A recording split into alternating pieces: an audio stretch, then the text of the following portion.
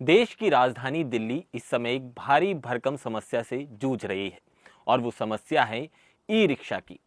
आपको बता दें, राजधानी में कोने कोने में कनेक्टिविटी को सुचारू रूप और सुगम बनाने के उद्देश्य से साल 2014 में ई रिक्शा की शुरुआत की गई थी।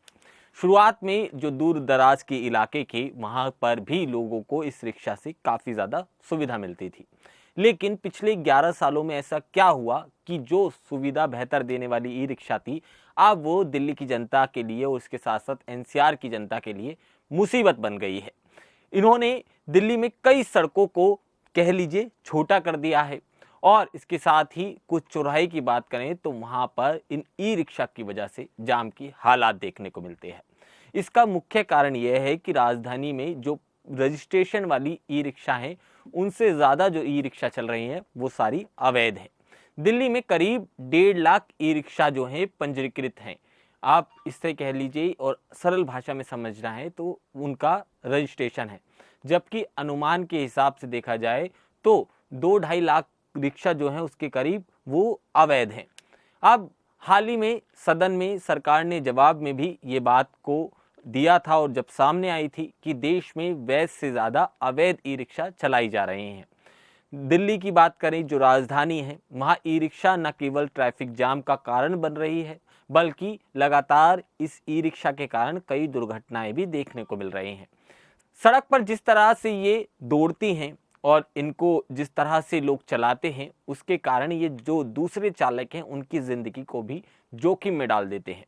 ई रिक्शा पर लगाम लगाने के लिए दिल्ली में 236 सड़कों पर इनको चलाने के लिए रोक लगा दी गई थी, लेकिन ये प्रतिबंध सड़कों पर अब भी मतलब जो प्रतिबंधित ई रिक्शाएं हैं वो सड़कों पर अभी भी बेखौफ दौड़ती नजर आती हैं। सुबह से लेकर रात तक मेट्रो स्टेशन के पास इनकी जो भीड़ है वो जाम का कारण बनती है। जानकारों का कहना तो इतना भी है कि इन पर निगरानी रखने के लिए कोई भी संस्था नहीं है। इन वजह से जो ये बेकाबू ई रिक्शा हैं इनको नियंत्रित नहीं किया जा सकता।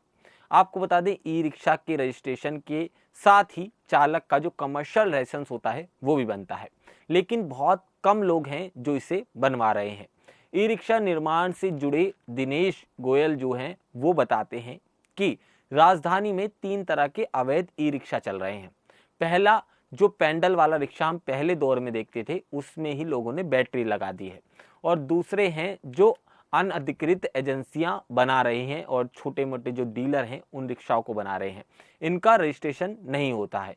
इसके अलावा तीसरे वो हैं जो बिना नंबर प्लेट और बिना लाइसेंस के रिक्शाओं को चला रहे हैं।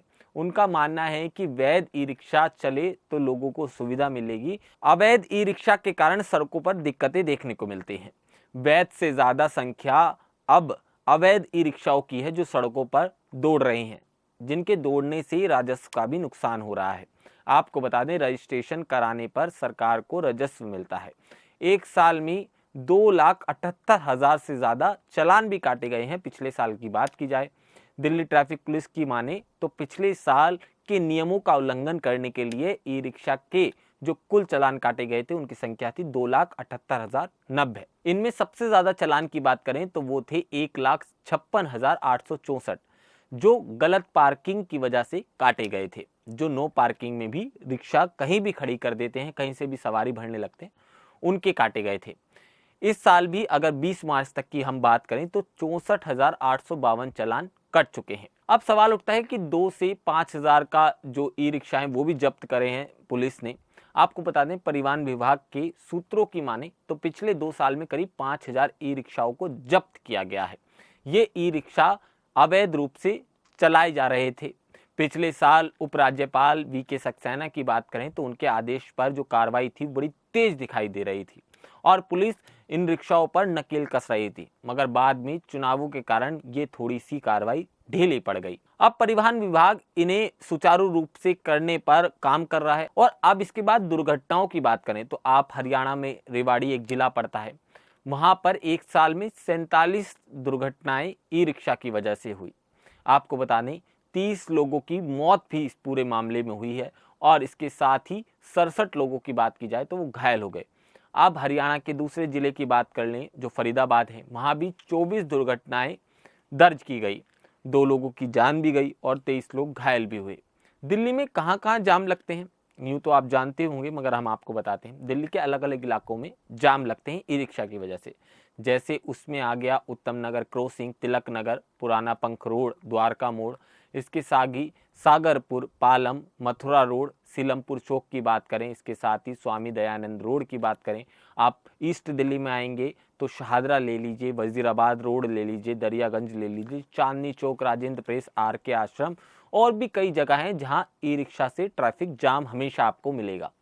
अब ऐसे में सवाल उठता है कि आखिरकार सरकार इन पर नकेल कसने के लिए क्या कुछ ढंग से कार्रवाई करती है, क्योंकि लगातार इस तरह की समस्या देखने को मिल रही हैं।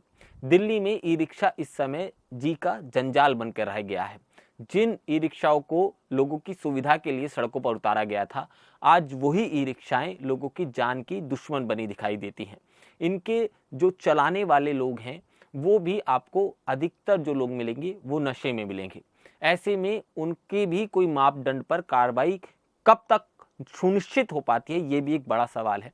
इसके साथ ही सरकार की कई पॉलिसी जो ई रिक्शा के खिलाफ बन रही हैं, ई रिक्शा को सुचारू रूप से चलाने के लिए बन रही हैं, उन पर पुलिस किस तरह से उन सभी पॉलिसीज पर दिल्ली पुलिस किस तरह से इम्प्लीमेंट कर पाएगी, ये भी एक बड़ा सवाल है। फिलहाल ये जो इनलीगल ई रिक्शा हैं वो सड़कों पर दौड़ रही हैं, लोगों की जान का कारण बन रही हैं। अब ऐसे में होता है, जो बड़ा सवाल है कि इनके खिलाफ कब तक नकेल कसी जाएगी। आप इन इनलीगल ई रिक्शाओं पर क्या कुछ सोचते हैं और आपको इनकी वजह से क्या कुछ समस्याएं आती हैं, वो आप हमें कमेंट सेक्शन में ज़रूर बता सकते हैं। नमस्कार।